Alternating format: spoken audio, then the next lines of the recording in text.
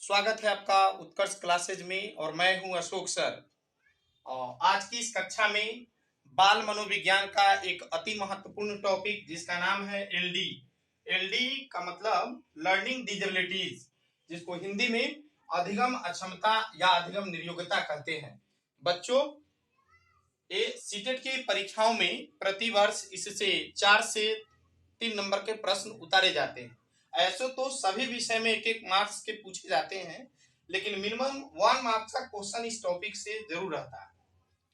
तो मेरा प्रयास है कि आप लोगों को लर्निंग डिजेबिलिटीज के बारे में मुख्य चीजें बताई जाए कि लर्निंग डिजेबिलिटीज है क्या।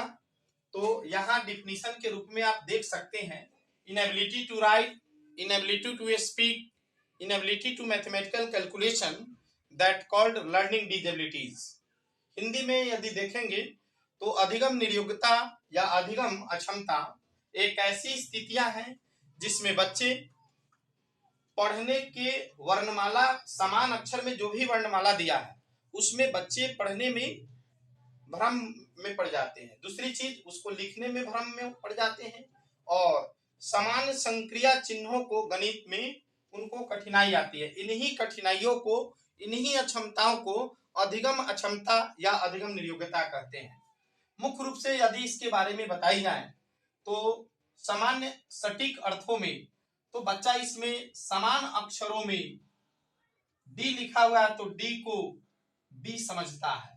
इस प्रकार से आप समझ सकते हैं। एक जैसा जो भी वर्ण है उन वर्णों में बच्चों भ्रम में पड़ जाते हैं। दूसरी चीज, यहाँ देख सकते हैं वाज लिखा हुआ है तो वाज को बच्चे स लिखते हैं, SAW।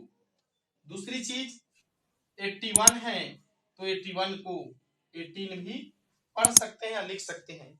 इन्हीं ये सारी चीजें जो हैं समान है, एक जैसा होने के कारण बच्चे इन चीजों में उलझन में आ जाते हैं और इस प्रकार की गलतियां बच्चे कर बैठते हैं और इन्हें सीखने में बच्चा कठिनाई का आभास करते रहते हैं। इन्हीं कठिनाइयों को बच्चे के संदर्भ में यहाँ पर यदि देखेंगे तो ये सीखने में अवधान के कारण इन्हें लर्निंग डिजेबिलिटीज नाम दी गई है। तो एक लाइन में सटीक इसकी जो चीजें हैं आप लिख सकते हैं कि समान अक्षरों में भ्रम, समान अक्षरों या शब्दों में भ्रम, शब्दों में भ्रम। एक जैसा जो भी लेटर है उन लेटर या उन जो भी चीजें हैं, लेटर्स हो या वर्ड्स हो, उनमें बच्चे भ्रम में पड़ जा रहे हैं। दूसरी चीज, यह एक वेरिएबल स्टेज है, यानी यह एक चर अवस्था वाली स्थिति होती है। अधिगम निर्योग्यता एक चर अवस्था है। कैसे चर अवस्था है उसको देखिए, वेरिएबल स्टेज। जिन बालकों में मान लिया जाए कि कोई बच्चा स्मॉल बी को स्मॉल डी लिख रहा है या DOG डॉग, डॉग लिखने को बोली गई तो उस डॉग को गॉड लिख ले रहा है।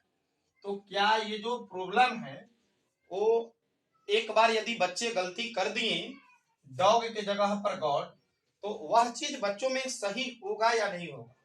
यदि हो गया सही, इसका मतलब क्या है, वो चीजें बदल रही, वेरिएबल हो गई।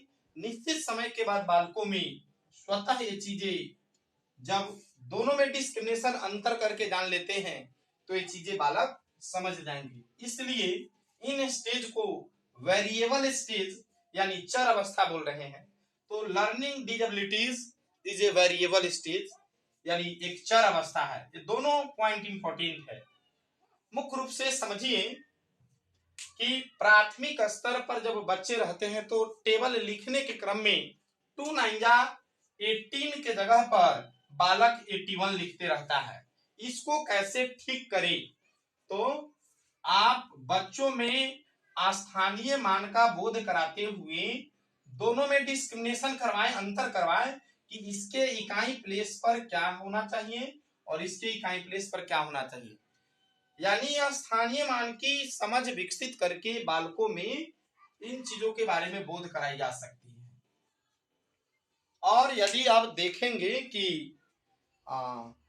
ये कितने प्रकार का होता है, ये कितने प्रकार का होता है,